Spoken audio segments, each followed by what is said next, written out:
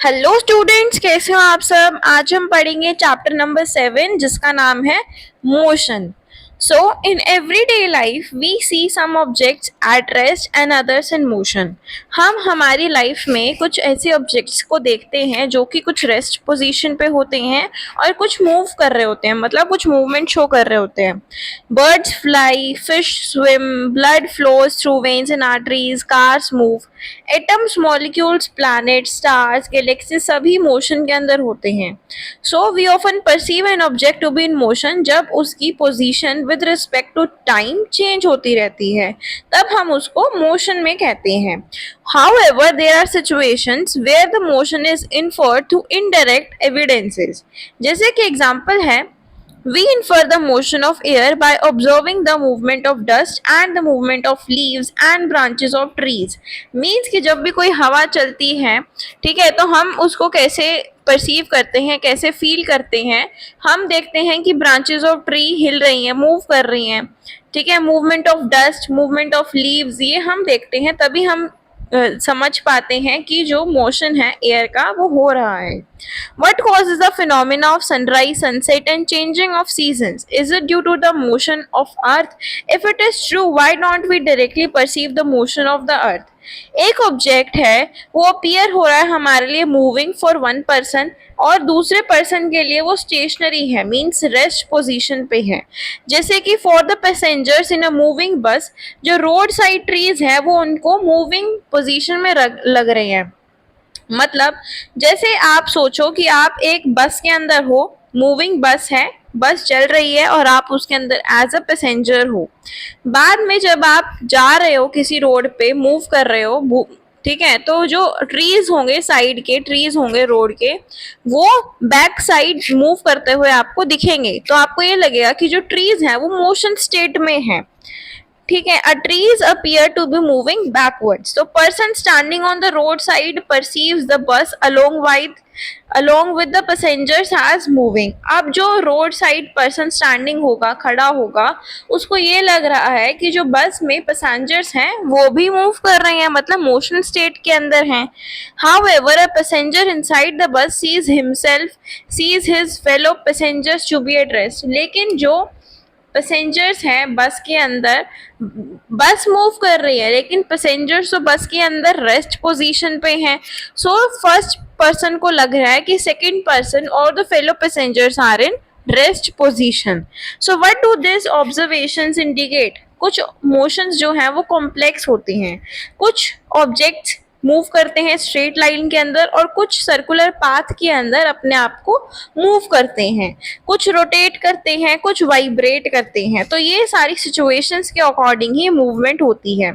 So in this chapter we shall first learn to describe the motion of objects along a straight line. We shall also learn to express such motions through simple equations and graphs. बाद में हम उनको describe करेंगे circular motion को। अब हम motion को describe कर रहे हैं, describing the motion. So we describe the location of an object by specifying a reference point. हम किसी भी ऑब्जेक्ट की लोकेशन को हमें डिस्क्राइब करना होता है तो हम एक रेफरेंस के उसके स्पेसिफाई करके समझाते हैं कि हम उस रेफरेंस के हिसाब से वहाँ पे उसकी लोकेशन है। जैसे हमें किसी को किसी का घर बताना होता है, घर का रास्ता बताना होता है, तो हम बताते हैं कि उस गली से जाके सेकेंड टर्न ले लेना। वहां पे आपको एक टेम्पल दिखेगा, मंदिर देगा, उसके सामने है, तो उन्होंने जो मंदिर लिया है वो एज अ रेफरेंस पॉइंट लिया है ताकि वो उसको लोकेशन की डायरेक्शन को डिस्क्राइब कर सके। जैसे कि हम इसको अज्यूम करेंगे that a school in a village is 2 kilometre north of the railway station. Means कि जो स्कूल है वो एक रेफरेंस पॉइंट है जिससे हमें पता चल सके कि रेलवे स्टेशन कहाँ है। ठीक है, so in this example railway station reference point है। अगर हमें स्कूल का डायरेक्शन बतानी है तो रेलवे स्टेशन रेफरेंस पॉइंट हम ले सकते हैं। अगर रेलवे स्टेशन की हमें डायरेक्शन बतानी है तो हम स्कूल का रेफरेंस पॉइंट लेके उसको डिस्क्राइब कर सकते हैं। ठीक है, as per the conditions we could have also chosen other reference points according to our convenience. Therefore to describe the position of an object we need to specify reference point, जिसको हम origin कहते हैं। मतलब क्या है reference point? हमारा origin है। अब हम पढ़ेंगे motion along a straight line. Motion along a straight line कैसे होता है? जो सिंपलेस्ट टाइप का मोशन होता है ना, वो होता है motion along a straight line. Means कि हमें सबसे सिंपलेस्ट जो मोशन है, हमें ए से बी डायरेक्शन में मूव करना है, तो ये सिंपलेस्ट है कि हमें सीधा सीधा मूव करते हुए बी पॉइंट पे पहुंचना है। ठीक है, so we shall first learn to describe this by an example. तो आपको कंसीडर करना है motion of an object moving along a straight path. तो एक ऑब्जेक्ट है, उसने अपनी जर्नी स्टार्ट करी है from O which is treated as its reference point. तो ओ क्या है? ओरिजिन है, और ए बी सी रिप्रेजेंट कर रहे हैं उसके पोजीशन ऑफ ऑब्जेक्ट को डिफरेंट इंस्टेंट्स के ऊपर। सो फर्स्ट स्टेट में क्या हो रहा है, जो ऑब्जेक्ट है वो मूव कर रहा है थ्रू सी एंड बी और रीच कर रहा है ए पोजीशन पे। सी और बी से होता हुआ, सी बी से होता हुआ कहाँ जा रहा है? ए पे जा रहा है। ठीक है, then it moves back along the same path and reaches C through B. बाद में ए से वापस आता हुआ बी से होता हुआ सी पे आ गया, यहाँ पे आ गया। ठीक है, अब टोटल पाथ लेंथ कितनी हुई ऑब्जेक्ट की, वो आपको कवर करना होगा। दैट इज ओ ए आपको प्लस करना है और ओ सी को प्लस करना है। ठीक है, तो क्या आएगा आपका 60 kilometre plus 35 kilometre, that is 95 kilometre. So ये जो डिस्टेंस है, ये डिस्टेंस वही हमें बताता है कि ऑब्जेक्ट ने कितना मोशन किया है अलोंग अ स्ट्रेट लाइन। तो ये उसका डिस्टेंस मेजरमेंट है। To describe distance we need to specify only the numerical value not the direction of motion. तो यहाँ पे कुछ सर्टेन क्वांटिटीज हैं जिसको हम डिस्क्राइब करते हैं सिर्फ उसकी न्यूमेरिकल वैल्यूज के थ्रू। न्यूमेरिकल वैल्यू क्या होती है? एक न्यूमेरिकल वैल्यू फिजिकल क्वांटिटी होती है जो कि हमें उसका मैग्नीट्यूड बताती है। From this example, can you find out the distance of the final position C of the object from the initial position O? तो क्या आप डिस्टेंस मेजर कर सकते हो जो उसकी फाइनल पोजीशन थी C from the initial position O? तो वहां से आपको उसका मेजरमेंट करना है। So this difference will give you the numerical value of the displacement of the object from 0 O to C through A। तो शॉर्टेस्ट डिस्टेंस मेजर्ड होगा initial से फाइनल पोजीशन का, तो उसको हम बोलते हैं डिस्प्लेसमेंट। ये शॉर्टेस्ट डिस्टेंस होता है, इसको हम डिस्प्लेसमेंट कहेंगे। सो क्या can the magnitude of the displacement be equal to the distance travelled by an object? हम इसको एक एग्जाम्पल से देखेंगे कि आपने जो फिगर 7.1 में समझा, for motion of the object from O to A जो डिस्टेंस कवर हुआ वो था 60 किलोमीटर। उसका मैग्नीट्यूड कितना था? 60 किलोमीटर ही रहेगा उसका मैग्नीट्यूड। तो इस मोशन के अंदर जो कि ओ से ए हुआ, बाद में वापस वो बी पे आ गया, तो जो उसका डिस्टेंस कवर हुआ है, डिस्टेंस कितना कवर हुआ है? 60 kilometre plus 25 kilometre, that is 85 kilometre. So जो मैग्नीट्यूड है डिस्प्लेसमेंट का वो क्या है? 35 किलोमीटर। अब जो मैग्नीट्यूड है डिस्प्लेसमेंट का, वो पाथ जो लेंथ है वो उसके इक्वल नहीं है। अब हमने नोटिस किया कि जो मैग्नीट्यूड है डिस्प्लेसमेंट का for a course of motion वो जीरो हो सकता है, लेकिन जो कॉरस्पॉन्डिंग डिस्टेंस है वो जीरो नहीं होगा। So if we consider the object to travel back to O, जो फाइनल पोजीशन है वो कोइंसाइड हो जाएगी इनिशियल पोजीशन के साथ। सो जो डिस्प्लेसमेंट होगा वो जीरो होगा। सो इसीलिए हम कहेंगे जो डिस्टेंस कवर हुआ है इस जर्नी के अंदर, that is 60 plus 60 is equals to 120 kilometre. तो अब दो डिफरेंट हमने फिजिकल क्वांटिटीज पढ़ी, एक तो डिस्टेंस पढ़ा और एक हमने डिस्प्लेसमेंट पढ़ा। Are used to describe the overall motion of an object and to locate its final position with reference to its initial position at a given time. ठीक है, अब है हमारे पास uniform motion and non uniform motion. अब आपको एक object को कंसीडर करना है जो कि स्ट्रेट लाइन में मूव कर रहा है। पहले सेकंड में वो 5 मीटर ट्रेवल कर रहा है, दूसरे सेकंड में भी 5 मीटर, ऐसे ऐसे करते करते हर सेकंड में वो 5 मीटर ही ट्रैवल कर रहा है। तो ये ऑब्जेक्ट जो है इक्वल डिस्टेंस कवर कर रहा है और इक्वल इंटरवल ऑफ टाइम के अंदर, तो हम उसको क्या कहेंगे? यूनिफॉर्म मोशन कहेंगे। क्या कहेंगे? यूनिफॉर्म मोशन कहेंगे।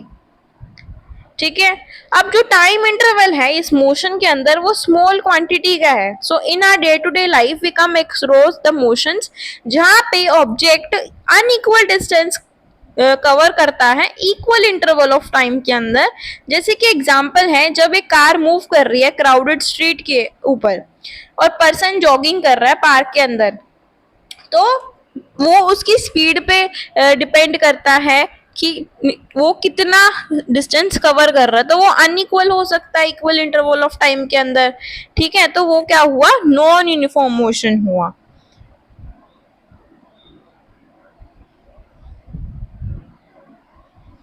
अब जैसे आपको यहाँ पे समझाया हुआ है, distance travel by a object A in metres and B, तो ये क्या है आपका फर्स्ट वाला यूनिफॉर्म मोशन है। और जो सेकंड वाला है, इसकी इरेगुलर हमें क्वांटिटीज दिख रही हैं, तो ये क्या है, नॉन यूनिफॉर्म मोशन है, ठीक है।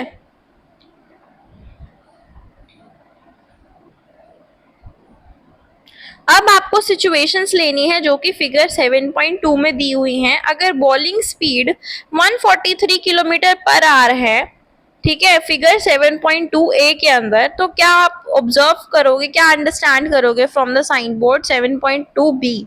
सो different objects different amount of time के अंदर गिवन डिस्टेंस कवर करते हैं। So some of them move fast and some move slowly. So rate at which objects move can be different, और जो उनके डिफरेंट ऑब्जेक्ट्स हैं वो सेम रेट पे डिफरेंट मूव कर सकते हैं, डिफरेंट स्पीड के अंदर मूव कर सकते हैं। So one of the ways of measuring the rate of motion of an object is to find out the distance traveled by the object in unit time. अब हम बोलते हैं ना कि हमारी स्पीड स्लो है, कार की स्पीड स्लो है। अब स्पीड होता क्या है वो हम देखते हैं कि किसी भी चीज की मेजरमेंट करना, measuring the rate of motion, कि कितना मोशन हुआ है ऑब्जेक्ट का कितने टाइम के अंदर, वो उसको क्या बोलते हैं, हम स्पीड बोलते हैं। कितना डिस्टेंस ट्रेवल हुआ है in unit time, this quantity is refer to as speed. So जो एसआई यूनिट होती है स्पीड की, वो मीटर पर सेकेंड होती है। इसको हम रिप्रेजेंट करते हैं इस सिंबल से, एम एस -1 भी लिख सकते हैं और एम ये स्लैश एस करके भी लिख सकते हैं। Other units of speed include centimetre पर सेकेंड और किलोमीटर पर आवर। सो स्पेसिफाई करने के लिए स्पीड किसी भी ऑब्जेक्ट की, तो हमें उसका एक मैग्नीट्यूड जरूरी होता है। Speed of an object need not be constant, वो कांस्टेंट नहीं रह सकती, कभी ज़्यादा हो सकती है, कभी कम हो सकती है। मोस्ट केसेस में ऑब्जेक्ट्स हमेशा नॉन यूनिफॉर्म मोशन के अंदर होते हैं। So therefore we describe the rate of motion of such objects in terms of their average speed. तो हम उनको क्या कहते हैं, उनको क्या कैसे मेजर करेंगे, क्योंकि सभी जो हैं ऑब्जेक्ट्स नॉन यूनिफॉर्म मोशन के अंदर मूव करते हैं, तो हम उसकी एवरेज स्पीड ले लेते हैं। एवरेज स्पीड क्या होता है कि कितना टोटल डिस्टेंस ट्रैवल हुआ और कितने टाइम के अंदर हुआ टोटल, तो उसको हमने डिवाइड कर दिया और उसकी जो मेजरमेंट आएगी वो क्या कहलाएगी, हमारी एवरेज स्पीड। जैसे कि एक ऑब्जेक्ट है, उसने ट्रेवल किया डिस्टेंस एस, टाइम टी, तो उसकी स्पीड वी क्या है, हम कैसे लिखेंगे, v is equals to S upon T. इसको हम एग्जाम्पल से समझेंगे। जैसे कि कार ट्रेवल कर रही है डिस्टेंस 100 किलोमीटर इन 2 आवर्स, तो उसकी एवरेज स्पीड कितनी है, 50 किलोमीटर पर आवर। और car might not have travelled at 50 kilometre hour all the time, तो हमने क्या ले लिया, उसकी एवरेज स्पीड ले ली। तो कभी कभी कार फास्ट भी चल सकती है, कभी स्लो भी चल सकती है। An object travels 16 metre in 4 second और दूसरा ऑब्जेक्ट 16 मीटर in 2 सेकेंड। तो एवरेज स्पीड कितनी है, टोटल स्पीड डिस्टेंस कवर कर लिया और टोटल टाइम हमने मेजर कर लिया 32 और 6 सेकेंड। तो 32 मीटर और नीचे 6 सेकेंड लिख देंगे। इसको हम क्या कर देंगे, कैंसिल आउट करके डिवाइड करके क्या आएगा हमारा आंसर, ये देखो ये आएगा हमारा आंसर 5.33 मीटर पर सेकेंड। अब है हमारे पास next topic, that is speed with direction. अब जो रेट ऑफ मोशन है किसी भी ऑब्जेक्ट का, वो मोर कॉम्प्रिहेंसिव है if we specify its direction of motion along with its speed. So जो क्वांटिटी है जो स्पेसिफाई करती है इन एस्पेक्ट्स को, कि जो मैग्नीट्यूड है, डायरेक्शन है, उसको मेजर करना है तो हम उसके लिए वेलोसिटी की टर्म को लेते हैं। अब वेलोसिटी क्या है? वेलोसिटी भी एक स्पीड होती है जो कि मूव कर रही है डेफिनाइट डायरेक्शन के अंदर। सो वेलोसिटी किसी भी ऑब्जेक्ट की यूनिफॉर्म हो सकती है और वेरिएबल हो सकती है। ये चेंज करती है ऑब्जेक्ट की स्पीड कितनी चेंज हो रही है, उसकी डायरेक्शन ऑफ मोशन, या दोनों चीजों पर डिपेंड करती है। अगर कोई ऑब्जेक्ट मूव कर रहा है स्ट्रेट लाइन के अंदर वेरिएबल स्पीड के ऊपर, so we can express the magnitude of its rate of motion in terms of average velocity. It is calculated in the same way as we calculate average speed. तो average speed हमने जैसे जिस formula के साथ हमने उसको derive किया है उसी फॉर्मूला के साथ हम इसको मेजर करेंगे। अगर वेलोसिटी ऑफ ऑब्जेक्ट चेंज कर रही है यूनिफॉर्म रेट के ऊपर, तो एवरेज वेलोसिटी को हम arithmetic mean of initial velocity और final velocity for a given period of time के साथ उसको मेजर करेंगे फॉर्मूला लेके। सो एवरेज वेलोसिटी क्या होगी? Initial velocity that is u, final velocity को हम v लिखते हैं डिवाइड बाय 2। सो मैथमेटिकली हम क्या करेंगे? v इज इक्वल्स टू, जो कि एवरेज वेलोसिटी है, u plus v divided by 2। तो ये आपका मैथमेटिकली हम इसको लिखेंगे, ठीक है।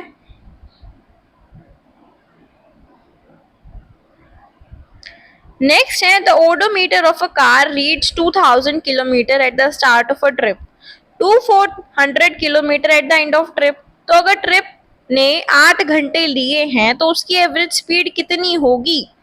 तो आपको इसको मेजर करना है कि डिस्टेंस कवर कितना हुआ। फाइनल हमने डिस्टेंस लिया और इनिशियल लिया, उसको माइनस कर दिया और टोटल कितना आ गया? 400 किलोमीटर का डिस्टेंस। टाइम कितना लगा है ट्रिप के लिए? 8 घंटे का टाइम लगा। एवरेज स्पीड कितनी हुई? 400 किलोमीटर डिवाइड बाय 8 घंटे, कितना हुआ? 50 किलोमीटर पर आवर। और इसी को अगर आपको मीटर पर सेकंड के अंदर निकालना हो तो 50 किलोमीटर पर आवर जो हमारा आंसर आया है उसको हम क्या करेंगे? 1000 metre divide by 1 kilometre is into 1 hour divide by 3600 second से उसको मल्टीप्लाई करेंगे, डिवाइड करके उसका आंसर हम निकाल लेंगे मीटर पर सेकंड के अंदर। नेक्स्ट है, Usha swims in 90 metre long pool.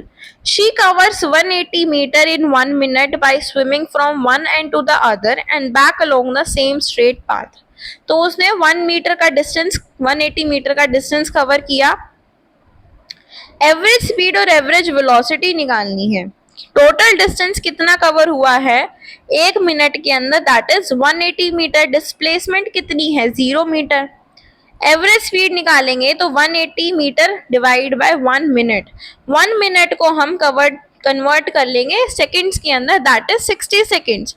सो कितना आएगा हमारा आंसर? 3 मीटर पर सेकंड। अब हमें एवरेज वेलोसिटी निकालनी है। वेलोसिटी का जो फॉर्मूला होता है displacement upon total time taken. Displacement तो 0 मीटर का है और 60 सेकंड्स उसका टाइम है, तो आंसर क्या होगा? 0 मीटर पर सेकेंड, ठीक है। अब है rate of change of velocity. तो जब भी हम यूनिफॉर्म मोशन की बात करते हैं स्ट्रेट लाइन पे तो वेलोसिटी हमेशा कांस्टेंट रहती है विद टाइम। तो in this case change in velocity of the object for any time interval वो 0 है। हाउएवर नॉन यूनिफॉर्म मोशन के अंदर वेलोसिटी टाइम के साथ वेरी करती है, तो उसके डिफरेंट वैल्यूज होती हैं डिफरेंट इंस्टेंट्स पे और डिफरेंट पॉइंट्स ऑफ पाथ के ऊपर। सो जो चेंज इन वेलोसिटी होती है ऑब्जेक्ट की during any interval of time is not 0। Can we now express a change in velocity of an object? So इस क्वेश्चन को हमें समझने के लिए we have to introduce another physical quantity जिसको हम एक्सेलरेशन बोलते हैं, जिसकी मेजरमेंट हम change in velocity of an object पर यूनिट टाइम के लिए करते हैं। यही इसका फॉर्मूला है, change in velocity divided by time taken. अगर वेलोसिटी चेंज कर रही है इनिशियल वैल्यू u से जो कि फाइनल वैल्यू v पे जा रही है जिसका टाइम t है, तो हम एक्सेलरेशन a को कैसे रिप्रेजेंट करेंगे? a is equals to v minus u divided by time। सो ये काइंड ऑफ मोशन कहलाता है एक्सेलरेटेड मोशन। तो जो एक्सेलरेटेड मोशन है या एक्सेलरेशन है उसको हम पॉजिटिव लेते हैं जब उसकी डायरेक्शन ऑफ वेलोसिटी जो है वो पॉजिटिव है ठीक है, और नेगेटिव जब लेंगे जब डायरेक्शन ऑफ वेलोसिटी अपोजिट होती है। सो ऐसा यूनिट होती है इसकी metre per second square. If an object travels in a straight line और उसकी वेलोसिटी इंक्रीज या डिक्रीज हो रही है by equal amounts in equal interval of time, तो उसका एक्सेलरेशन भी यूनिफॉर्म कहलाएगा। So motion of a freely falling body, ये यूनिफॉर्मली एक्सेलरेटेड मोशन का एक एग्जांपल है। अगर हम नॉन यूनिफॉर्म एक्सेलरेशन की बात करें तो वेलोसिटी चेंज होगी नॉन यूनिफॉर्म रेट के ऊपर। जैसे कि कार ट्रैवल कर रही है अलोंग अ स्ट्रेट रोड, वो अपनी स्पीड को इंक्रीज कर रही है by unequal amounts equal interval of time के ऊपर, तो कार को हम कहेंगे नॉन यूनिफॉर्म एक्सेलरेटेड मोशन। ठीक है, अब नेक्स्ट टॉपिक है हमारा ग्राफिकल रिप्रेजेंटेशन ऑफ मोशन। तो ये हम हमारी नेक्स्ट वीडियो में कवर करेंगे। So till then stay tuned for the next video and thanks for watching this video.